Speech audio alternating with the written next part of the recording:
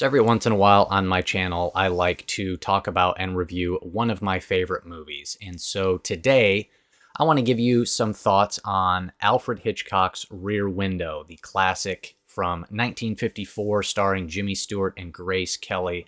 I think it is a suspenseful masterpiece. I absolutely love it. But before I get into it, welcome back to The Haunted Beard, everybody. My name is Jake. Thank you for joining me. It's all horror and thriller movie content on my channel, so listen, do not click that subscribe button unless you want to be haunted by the beard. So just in case you're not familiar, Rear Window tells the story of L.B. Jeffries, played by Jimmy Stewart, and his girlfriend, played by Grace Kelly, Lisa Fremont, as he is a photographer who had an accident and is now in a wheelchair because of a broken leg.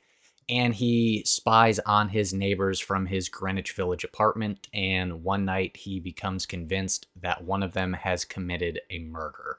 And I think Rear Window is great right from the opening shot, as you get this kind of extended take scene that really pans all across the apartment courtyard, really gives you a good introduction to your setting and location, introduces you to some of the neighbors and the characters that you're going to be spying on and watching throughout the film.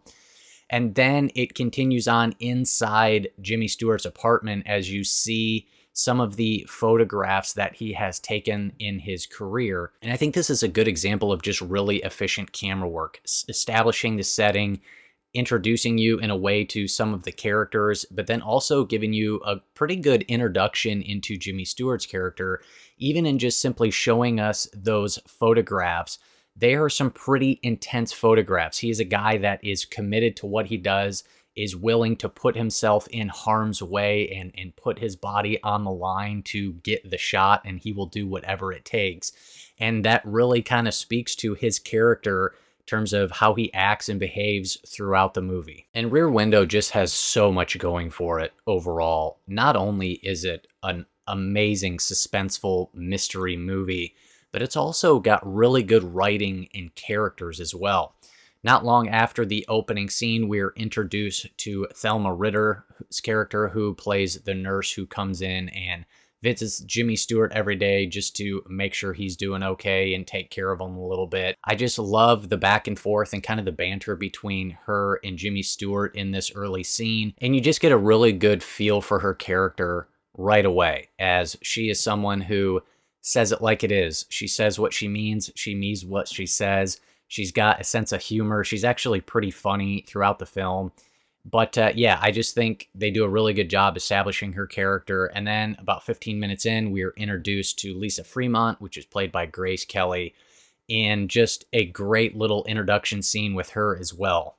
And not only is the character work and the writing here really good, but the performances are also fantastic.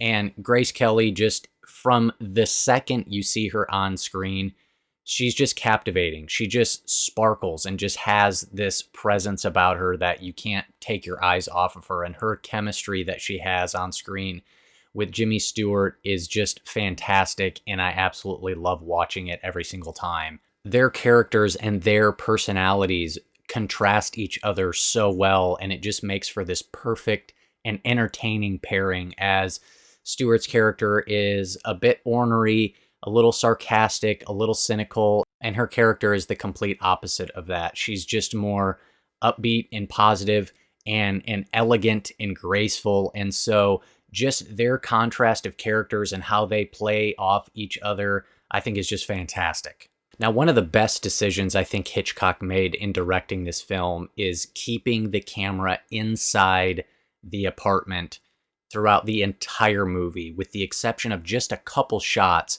We never leave Jimmy Stewart's apartment, and I think that is a fantastic decision because it really puts us in Jimmy Stewart's place, in his seat, and we can only see things through his eyes. And so we just simply see what he sees, and we catch little glimpses and pictures of the neighbors, and we don't exactly know the full context to what's going on inside the neighbors' apartments and why they're doing what they're doing. And sometimes we can hear what they're saying a little bit, and other times we can't. And so you're kind of just left to speculate. And it's that sort of speculation where you begin to just wonder, and you're curious and you're intrigued about why are they doing this and why are they acting that way? And it's that sort of speculation that really adds and builds the mystery of the movie. And it's one of the just highlight and best elements about this. I absolutely love it. And that really speaks to one of the main themes of the movie, and that is voyeurism. Why are people just so fascinating to watch?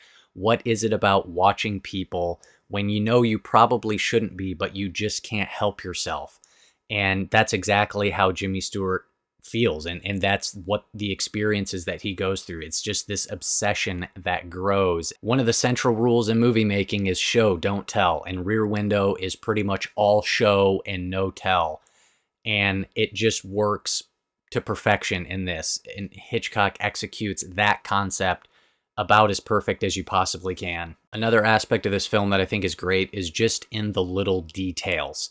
And I just love that they constructed the set in such a way that you can see past the apartments into the street and the building across the street.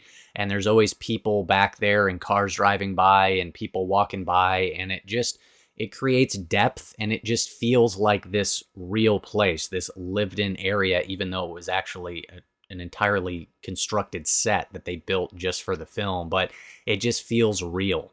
Now, having just rewatched this again just the other night for the first time, and it's probably been actually a few years since I've watched this, one of the things that I didn't remember was how funny this movie is. It's actually pretty hilarious, and I find myself laughing a handful of times throughout it. I think Thelma Ritter's character, as I kind of already mentioned a little bit, is pretty funny, and I really enjoy her, but just the back and forth between Grace Kelly and Jimmy Stewart, as I also kind of talked about, the contrast and the clash of their personalities is also really funny. But one of the scenes that really sticks out to me that I think is one of the funniest scenes, but I think it's just fantastic, is after Stewart sees Thorwald, the neighbor who he suspects being the killer, going out and leaving his apartment late one night and then coming back and going out again. That's when the suspicion and the obsession starts, and he can't help himself, and that obsession just grows in him. And then not long after that, in fact, the next morning, Grace Kelly comes over, and she's trying to be all romantic and lovey-dovey and kissing him and stuff like that. And Jimmy Stewart just can't help it. He's got Grace Kelly there in his arms, and they're kissing, but he just can't take his mind off of wondering why Thorwald had left his apartment 3 times during the night. I think it's absolutely fantastic. I love that scene. And I also love how quickly Grace Kelly changes her mind. As soon as Jimmy Stewart tells her that he kind of suspects what Thorwald is doing, right, she starts off with what would be, I think, a pretty normal and typical reaction. She's like, "Oh, Jeff, you're crazy. That's nonsense." And then she sees him tying up the big suitcase with the rope, and she just immediately changes tunes and switches her mind, and she is on board. I don't know. I love that about her, that she didn't take much convincing, and her and Jimmy Stewart now are a team, and they're in this together. At this point in the movie, Jimmy Stewart calls in Doyle, who is his friend, who is a detective, and he starts asking him questions and wants him to start investigating. And I really like that they bring Doyle's character into the movie, because he creates this nice balance to where Jimmy Stewart, the obsession has already taken hold. He can't let go of it. He can't get it out of his mind. But then Doyle comes in there, and he just kind of provides the balance to where he is able to kind of answer all the objections and all the questions and deal with all the doubts that Jimmy Stewart has. And that, for us as the audience, I think, again, just really provides a good balance, because Hitchcock doesn't want you to buy fully into the obsession with Jimmy Stewart to where you're totally 100% convinced this guy's a killer. And so he gives us a nice counterbalance to that, to where, well, there is a natural, logical explanation to all these things. And so it just keeps the back and forth really good, keeps you guessing. It just adds kind of more of a mysterious element. You don't really know, oh, is he right? Or, well, but there's an explanation for this. So I like that balance with that character. One of my other favorite scenes in the movie is when Jimmy Stewart decides to write Thorwald a letter, and then Lisa volunteers to hand deliver it. She goes over to the apartment and slides it under there and then runs back. And the moment she comes back to the apartment, I absolutely love just this like 30-second little scene. And she comes back in and goes, "Wasn't that a rush? What was his reaction?" and just the expression and the look on her face. And then they show you Jimmy Stewart's reaction to it. And the look on his face is a man in love. And I absolutely love that little scene right there because it speaks to their characters, as the movie starts off with Stewart ending and breaking up the relationship because he feels that they're just not compatible with one another because of what he does and what she does.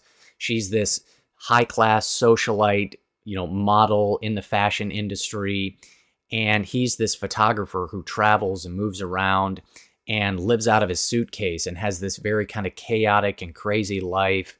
And he doesn't think that she's really kind of cut out for the adventure of it all and just the craziness and the unpredictability of it all. But the moment he sees her reaction to having hand-delivered a letter to a potential killer and that she just loves it, he's sold. He knows that this is the woman he loves and he's going to spend the rest of his life with, because that little act just proved to him that she loves the adrenaline. She loves the adventure and the thrill of it all.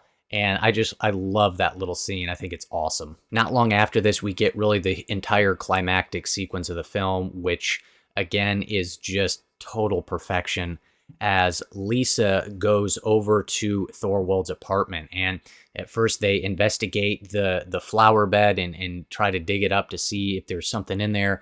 And then she just goes into Thorwald's apartment and is looking for the wedding ring in the purse. And Thorwald comes back and catches her.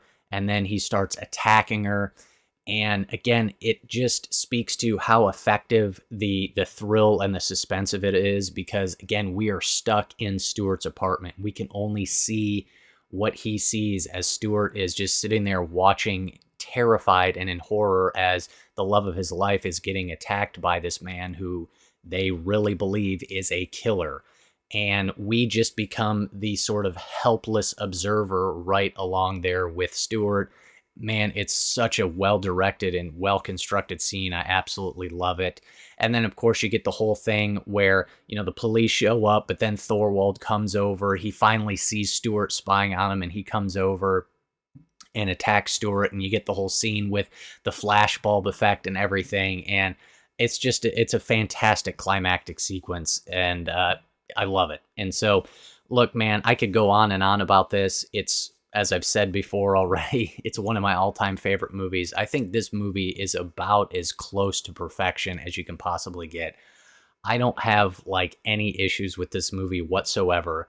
It's a 10 out of 10 all-time favorite. I absolutely love it. There is nothing bad I can say about it. So anyways, those are just some thoughts on Rear Window and why I love it so much. If you haven't seen it, go out and watch it because it's fantastic. So anyways, thank you so much for watching. Hit me up down below. Would love to hear your thoughts on Rear Window. Maybe let me know some of your favorite Alfred Hitchcock movies. So again, thank you for watching. I greatly appreciate it, and I will see you next time on The Haunted Beard.